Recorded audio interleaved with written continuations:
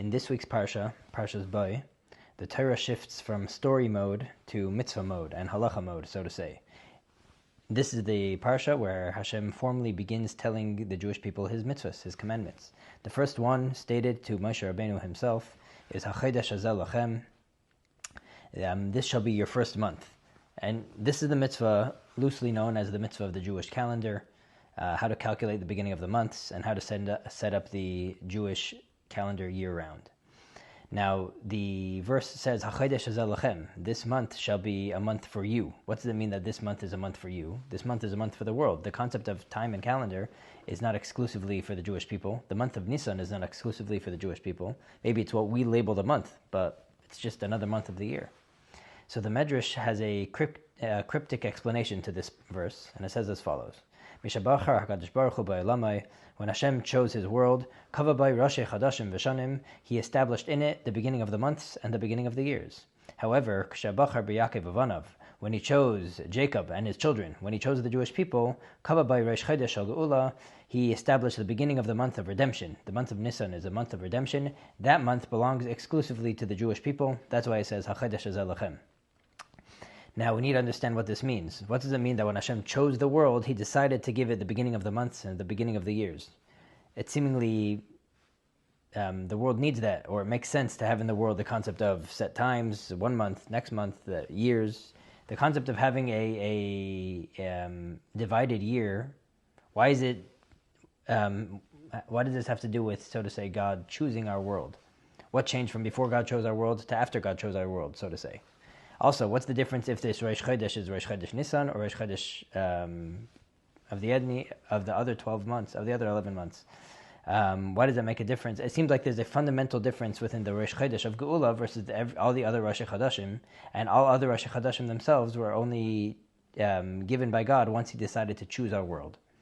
So the Rebbe, in conversation with a graduating class from Beis Rivka, explains this medrash beautifully and very practically like this. The world by itself does not have beginning of the months and beginning of the years, because the word for world in Hebrew is olam, which means also helim, hiddenness, a world of just random physicality that has no meaning and no content. It just is. So someone that's living a life of the world that just is, so really their time has no meaning. When a day comes, a day goes. A month comes, a month goes. They're not trying to proactively make their life into anything specific, not trying to find meaning and value in any day. So life just moves. Who cares? Let this week be called this week, let this month be called 1 month, next month. It's all just the same. We're all in a hamster wheel and life just moves on. This is the reality of Olam. But Mishabachar Kadosh Baruch Hu Ba'olamai, when Hashem chose the world, when Hashem, so to say, proactively chose to make this world moral, godly, just, and good, and to give it content and meaning, then He gave it Rashi Chadashim Meshanim. And time only finds meaning when God proactively decided to make this world a good place. And then, okay, now there's meaning in this world. Now there's spirituality in this world. So this month stands for something specific. The next month is a separate month. It stands for something else specific. At this point, the world is not just random physicality, but things mean things. And there's meaning to be found in the world, and there's purpose in the world. And when one finds purpose in this world, and when God injects purpose to this world, then time means something. There's 6 days, and then there's a Shabbos. There's this month which represents one godly reality, and there's another month which represents something else. There's what to be found in a Sunday, there's what to be found in a Monday.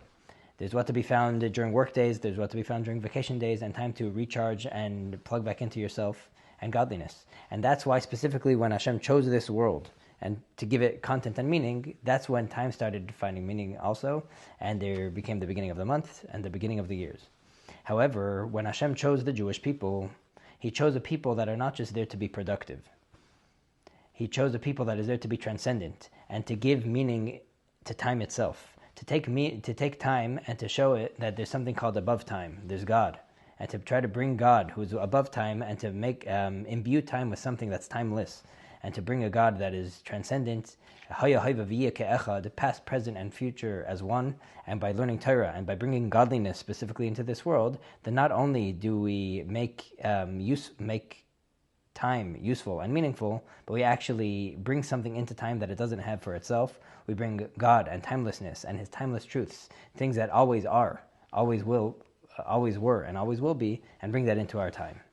That's what the Medrash means, that first God takes something that is just random and meaningless, time that just goes, and actually sets it as something productive, meaningful.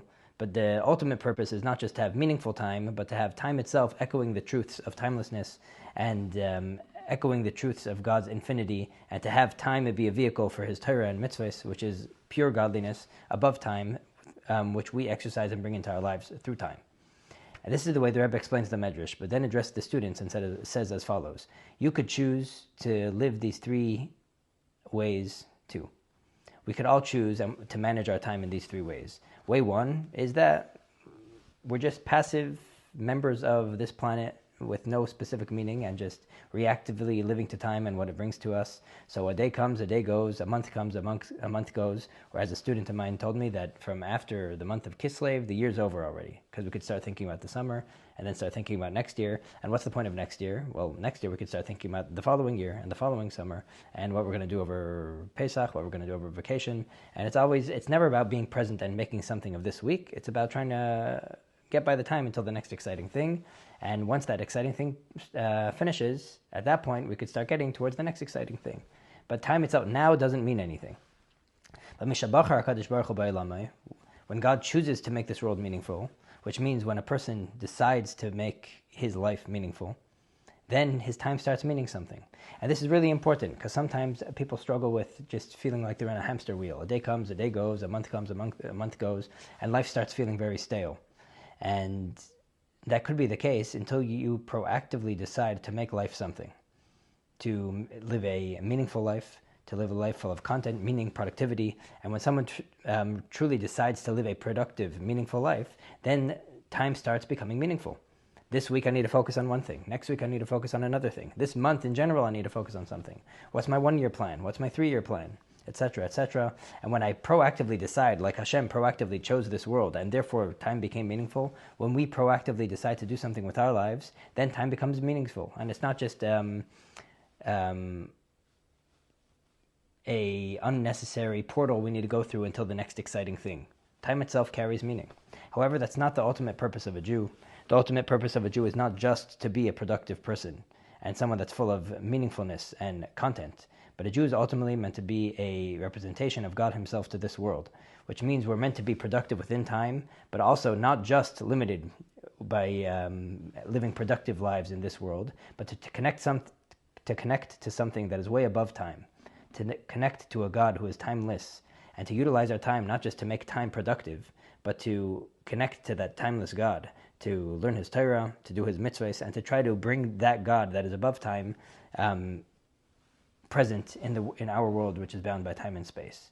This is the life of a Jew. The Rebbe says this is the point of chinuch, the point of education, is for people to make meaningful lives, not just to carry information in their head, but to bring meaningfulness in their lives. However, the point of Jewish education isn't just to give people meaningful lives and just lives and good lives, but to give them godly lives, and for them to be ambassadors to the world, to teach not only goodness and ethics and spirituality and meaning, but to teach all raw godliness, and to take the God that is above time, above our culture, and above what we find productive, and to bring Him into our productivity, and to bring Him into our time. And this is what being a Jew means, this is what being a productive Jew means, and this is what being a redemptive Jew means. And when we live this way, our time doesn't just become random and boring and monotone, but it becomes rich, meaningful, and even redemptive. Have a good Shabbos.